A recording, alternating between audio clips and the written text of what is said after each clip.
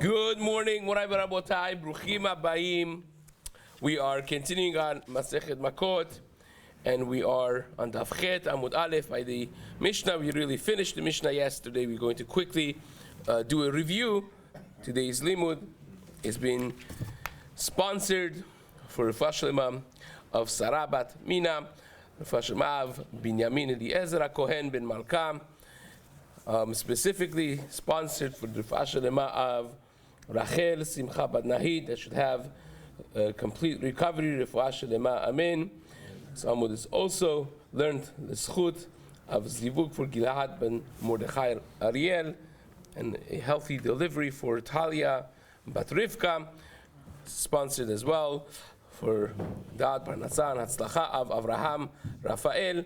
This week's learning has been sponsored at KBT by the Dayan family, by Cohen family, and Shea families. There should be an ultimate zchut of Hatzlacha for them. Amen. Okay, so we're going to quickly go through the Mishnah that we started at the very tail end of yesterday's shiur. Hazorek even l'reshut harabim. If you throw an even, a stone, a rock, from your chatzer, from your home, from your domain into Reshut Harabim, says the Mishnah, if that stone kills someone, hareze gole, you go to Galut. Rabbi Eliezer ben Yaakov Omer, mikesheyatzta even, miyado hotzi ala et rosho. If chronologically you threw the even before the person was there, and as you threw the even out of your hand, the guy opened the window and stuck his head out and was struck by an even and died, then, says Rabbi Eliezer ben Yaakov, patur. Then you're not going to go to Galut. Zarak et ha'even lechatzero v'harag. If you threw the rock into your own chatzer, it's my domain, I could do whatever I want. Well, not quite everything, but says the Mishnah, im yesh reshut lenizak likanes l'sham goleh. If the person that was struck by Evan and died had permission to be there, to be where he was, in your domain, in your chatzir, then you, of course, had to be more careful, and that's not considered ones, and therefore you go to Galut. Im yesh reshut lenizak likanes l'sham goleh. Ve'im lav, but if he was to begin with not allowed to be where he was, then you're not going to be going to Galut because you're honest. It's my domain. I never gave him Rishut to be there. For all I know, nobody's going to be there because who's going to be there? I had the right to assume that no one is there, and therefore I threw the rock, and the fact that he was there against my will, against my permission, does not make this a shogeg. It stays on a level much lower than shogeg is considered honest, and therefore I'm not going to go to Galut even. Says the Mishnah, how do I know that? Shenemar, v'asher yavo et re'ehu biyar. We have had that more than once already. That the pasuk compares this with a person that goes to a forest, and says the Mishnah, just like yar, by forest, makol kol yar reshut nizakul mazik likanes l'sham. By forest, everyone has permission to go there. The one that threw the rock or created the damage had the permission, and the nizak also had the permission to be there.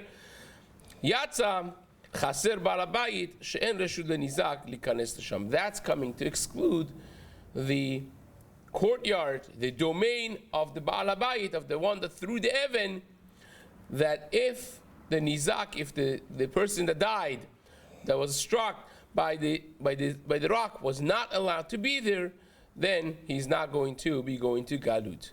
Abba Shaul Omer, the Mishnah says, Ma hatavat esim reshut, af kol reshut. Another example of learning from the pasuk says Abba Shaul, a famous shita of Abba Shaul, that just like chopping wood in a forest is reshut, is not a mitzvah. It's a mundane thing you're doing. It's also coming to teach you that only things that are mundane you go to Galut for. But if you were busy doing a mitzvah and the guy died under your hand, that not intentionally, of course, if you were doing a mitzvah, then you don't go to Galut. Examples, says the Mishnah, Yatza ha'av ha'maket beno, if a father is trying to discipline his son, Harav harodeh talmido, a rebbe, a teacher trying to discipline his student, v'shaliach bedin, and of course, goes without saying, a shaliach bedin who has been commanded by the bedin to instruct the person the amount of malkut that he has to be absorbing, and the guy died under his hand, not expected, as we mentioned yesterday. They had a doctor outside, and they assessed how many makot he could get, and yet, even against the advice of the doctors of the bedin, this guy all of a sudden died.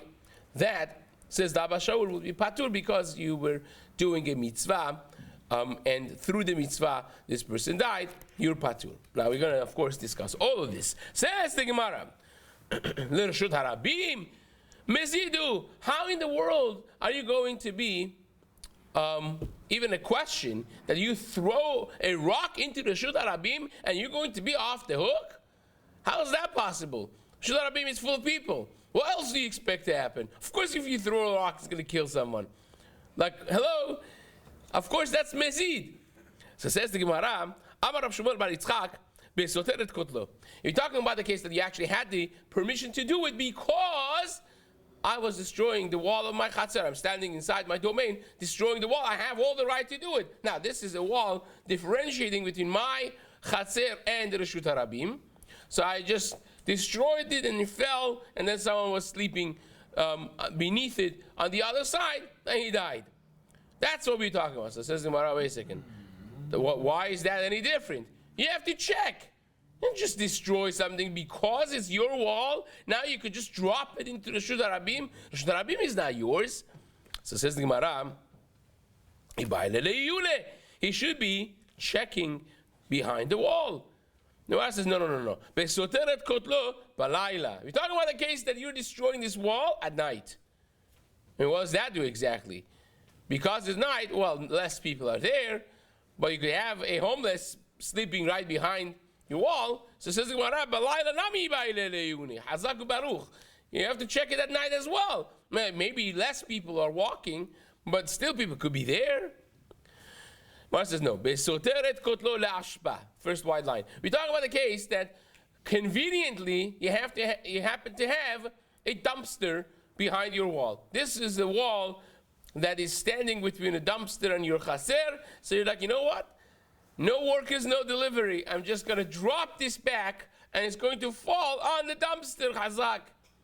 So says the Gemara, wait a second.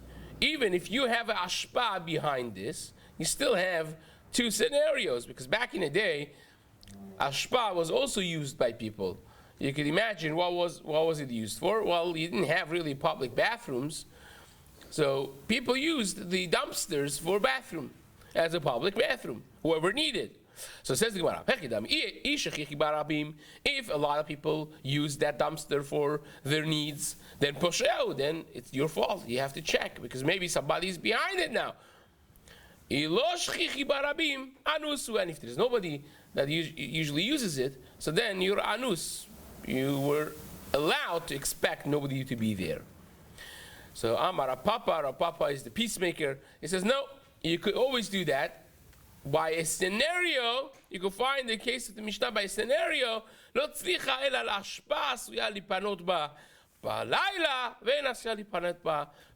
talking about the case that the ashpa is somewhat of a public scene, so therefore people usually do not use it during the day. That's not lo yafeh. They use it at night. They use it at night because it's a dumpster after all. But during the day, it's, on the Reshut harabim, it's too obvious, so people usually don't use it, and therefore, says the Gemara, there are some times that you have someone that really needs to use the bathroom, and even during the day would go and sit there, or someone that doesn't have busha and uses it during the day. So the mitziut, the reality of this dumpster is always used at night, seldomly used during the day. So that dichotomy gives you the exact recipe that we need for the Mishnah, that you really could assume that during the day no one is there, but sometimes people use it. So it's not really considered honest. Because if I would ask you, someone right now during the day you're destroying this wall, can it be that someone is sitting behind it? You'd say, well, maybe. It's possible. But it's not something that you have to assume because seldomly it's used. So therefore, mezid it's not. The kill that you had, if you dumped it without checking and it killed someone, it was not mezid because you could assume that no one is there, but it's also not honest because you know that sometimes people use it, so you should have definitely checked. So says the Gemara, Poshea loeve, it's not a gross negligence because it's not made to be used during the day. People usually don't. But honest nami loave, it's also not considered honest because sometimes people do use it. Fine. So that's the explanation of the Mishnah. Next piece of the Mishnah was the halacha of Rabbi Eliezer ben Yaakov, which said, what was the halacha that Rabbi Eliezer ben Yaakov said? We mentioned that if chronologically he stuck his head out after you threw the rock out of your hand, then you're patur. Tanu Rabbanan umatza prat lemamtzieh datzmo. The pasuk that talks about the metal of an axe hitting the head of a person in the forest and killing him has the verbiage of matzah. Read the pasuk for you from the side. V'asher yavo et rehu b'yar, that the two people who are in a forest, lachtov etzim, to chop wood, v'nidecha yado begarzen, and you have the axe in your hand, v'nashal barzel min ha'etz, and the metal flew off the wood, umatzah et re'ehu v'amit, and he found his friend and killed him. Now let's translate this and actually pay attention to the translation. Me and you would not use the verbiage umatzah, right? Let's say vehika, he hit him, he killed him. Vehemit, what do you mean he found the barzel found somebody? What I mean, he's going to searching for? It's an AI barzel, like what would a smart axe? What's exactly going on? So of course, if you pay attention to it, it means that when you find something, it's always something that was there. That's how you find something. So it's coming to tell you, says the Gemara, that the friend was there and the axe found it. Meaning it hit something that was there before. This is exactly what the pasuk is coming to teach you.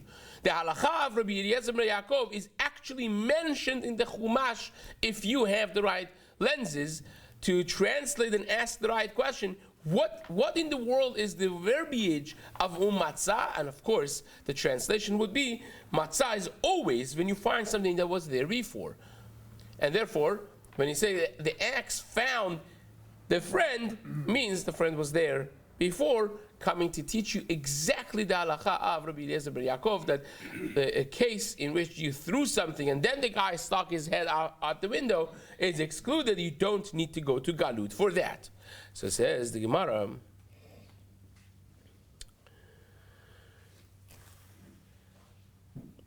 Mikan Amar Rabbi Eliezer ben Yaakov. This is the reasoning of Rabbi Eliezer ben Yaakov,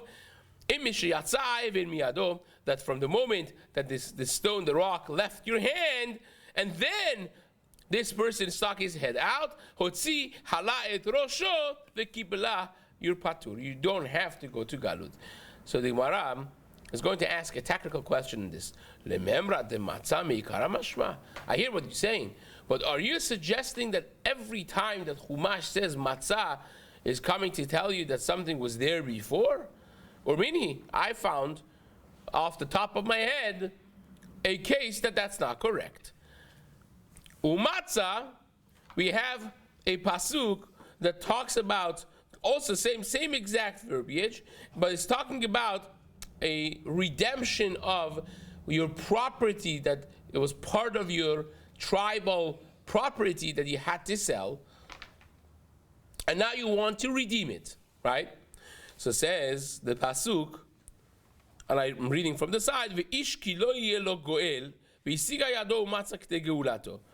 That a person that didn't have someone to come redeem it for him, but he u'matza yado k'tei geulato, and he found enough to redeem it himself. U'matza, says the Gemara, we learned in Braita a drasha from the verbiage, from the word u'matza, prat lematzui.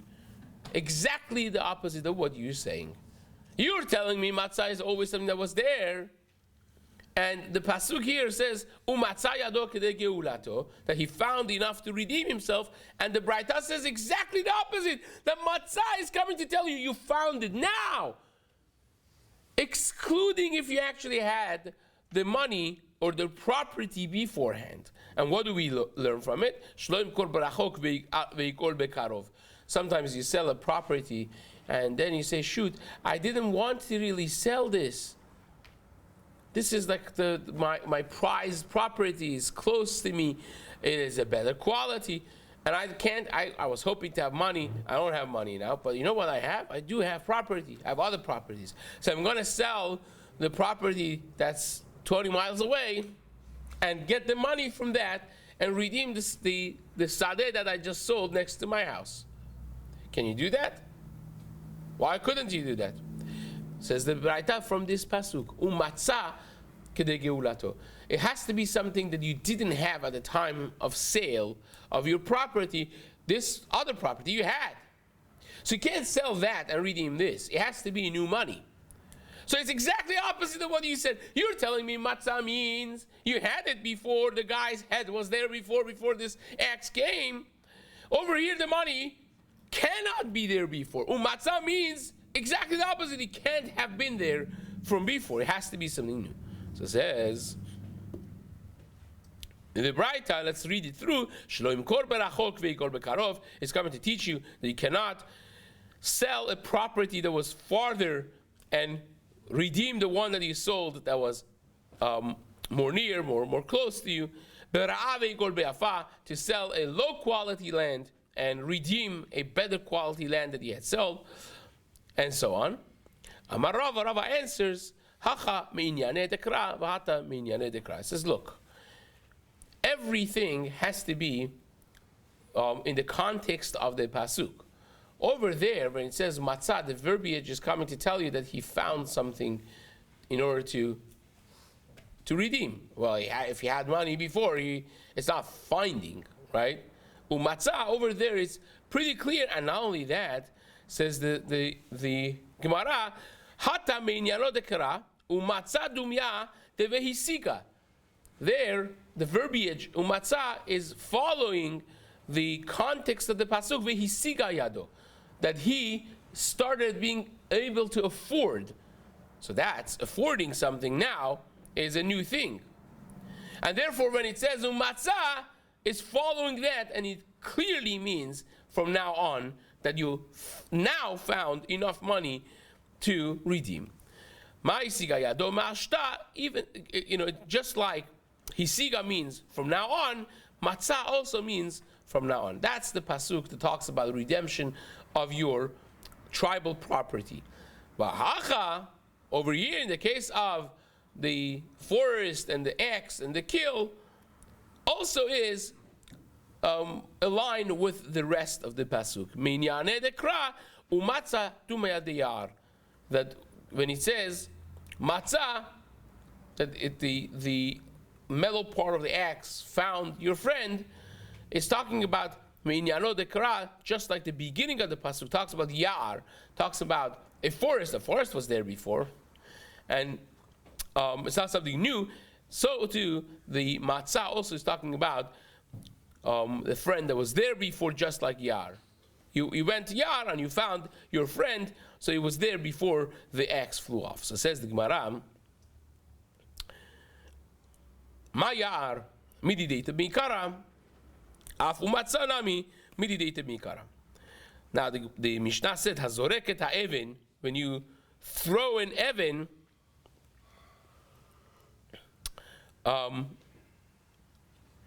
and the Mishnah said, here's going back on the last piece of the Mishnah over here, for having something that is reshut, excluding a mitzvah. So says the Gemara, Amare ha'umi Rabbanan l'Rava, mimay ha'hatava desim the reshut, dilma me'hatava desim the sukkah. We learned the Mishnah that just like the chopping of the wood is not a mitzvah, Abba Shaul learned that so too everything that's not a mitzvah, excluding if a father is hitting the son and the son dies, then it's not going to be a case of galut because he was doing a mitzvah. So says the Gemara, who told you that this chopping the wood was not mitzvah? Maybe you were chopping the wood for mitzvah. Give me an example. Atzeh ma'aracha. You're chopping wood for the Beit HaMikdash, for the Mizbeach. Or, says the Gemara, maybe you were chopping wood for sukkah, right? That also is a mitzvah. Now, this is a very interesting thing because it gets into a whole question of whether or not sukkah, building a sukkah is a mitzvah or not. Maybe we'll have like a little halachic piece on this. At some point, if building a sukkah is machshireh mitzvah, or is it considered mitzvah by itself, right? So that's, the Gemara over here says, at the end of the day, even it's considered machshireh mitzvah, but you're doing the chopping of the wood for a mitzvah. There's a Rashi over here that became an explosion, this Rashi, that seems to clearly write that building a sukkah is a mitzvah. Usually we would say building a sukkah is machshireh mitzvah, the mitzvah is l'shem sukkah, to sit in the sukkah, to live in the sukkah. It's not just to sit, it's to live in the sukkah, to spend time in the sukkah. But building a sukkah? But here Rashi says that building a sukkah also is considered a mitzvah. So says the Gemara, maybe here also the chopping of the wood was for Beit HaMikdash, it was for sukkah, and it was for the mitzvah. So therefore, how in the world are you excluding the father that's hitting the son, the Rebbe that's hitting the Talmud, the Shaliach Betin that is hitting the person that is Chayav Malkut? So says the Gemara like this. ממאי דמחטבת עצים דרשות, דילמה מחטבת עצים דסוכה, ומחטבת עצים דמערכה. ואפילו האחי, אמר רחמנה ליגלי. Even with all of that, Hashem said the guy goes to galut. אמר לה, he answered him, כיוון דאם מצא חטוב, אינו חוטב, because the חטבת עצים is not a mitzvah that's intrinsic. If you need wood, if you don't have chopped up wood, then you have to cut. But the thing is, you need wood. Now, cutting the wood, it's not an intrinsic mitzvah. It's just that if you have a wood that's too big, aka a tree, you have to cut it to small pieces. That's all it is. But it's not an intrinsic mitzvah. Versus the other examples that are excluded, that the Mishnah enumerates, are all intrinsic mitzvahs. So says the Gemara, therefore, by Atzeh Maracha and even Atzeh Sukkah is not considered a mitzvah intrinsically. Even though that you're doing it for Tzorech mitzvah, even if you don't have wood, it's still not considered a mitzvah in the level that we need. Because if you had wood, there would be no mitzvah to cut. It happens to be that you need smaller pieces of wood. Therefore, even though that you don't have any other wood and you need to chop the mitzvah for sorech mitzvah, is not considered mitzvah itself because it's not intrinsic. So says the Gemara,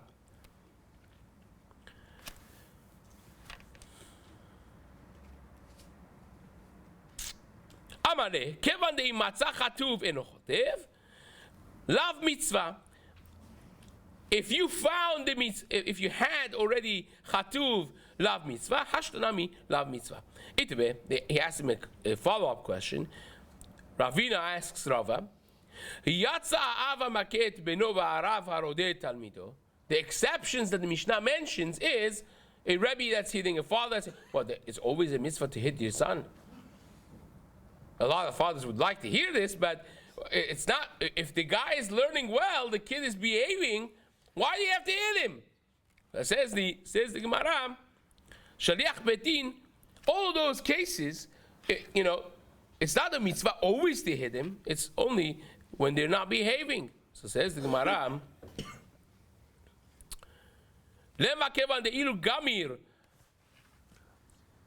let us say that because if the Talmud or the son would learn well, it would not be a mitzvah. Hashtanami lav mitzvah. Here also is not considered mitzvah. You're saying the same thing as the wood.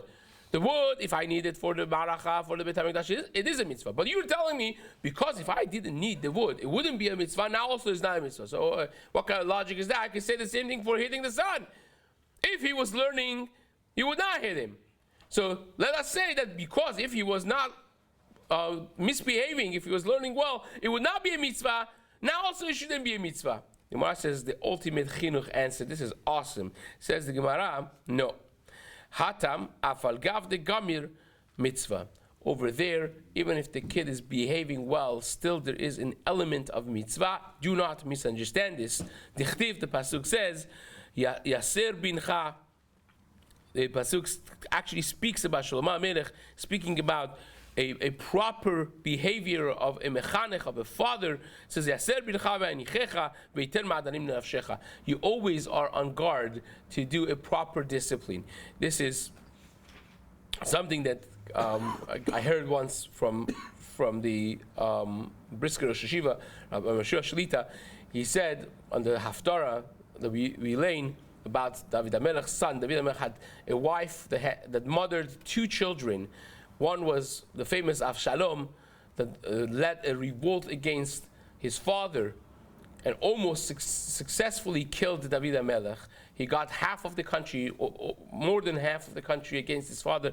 A long period of time he was planning this revolt, and then at the end we know what happened with him.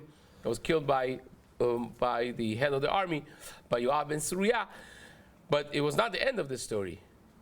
The second son, younger brother of Avshalom was Adoniyahu. And at the end of David HaMelech's life, this is Melachim Aleph, beginning of Melachim Aleph, story that David HaMelech is HaMelech David Zaken Baba Yamim, and he was frail and out of commission to a great degree. And Adoniyahu, despite knowing that Shlomo HaMelech was promised to become the next king, he just announced himself king. Adoniyahu mitnaseh lemor ani emloch, and he brought a whole thing, an entourage of 50 people going in front of him. He partied and all that to announce himself king. And then the pasuk says the same exact identical words that the pasuk says after explaining the revolt of Avshalom. Velo atzavo aviv miyamav lemor madua kacha asita. David HaMelech never disciplined him to say, why did you do this? So of course the pasuk is coming to tell you this happened because lo atzavo aviv miyamav. David HaMelech never disciplined him. Said Rabbi Meshua, you know why David HaMelech never did it? Because he didn't have to do it.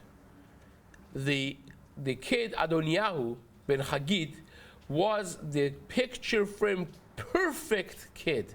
He was the perfect kid that never needed musar.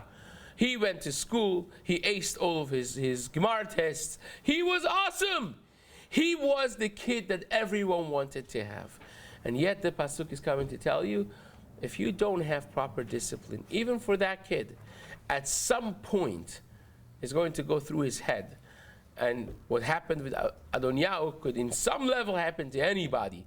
So therefore, says the Gemara, it's an intrinsic mitzvah. Even if the kid has not misbehaved, quote unquote, you need to have a certain level of proper discipline that's there always, them knowing that the father is a father and the son is a son, the Rebbe is a Rebbe, and the student is a student, and therefore that's not excluded from this case. A fantastic insight into chinuch. Again, this is a short version. There's much more to speak about this. Bezrat Hashem will continue this in the days to come.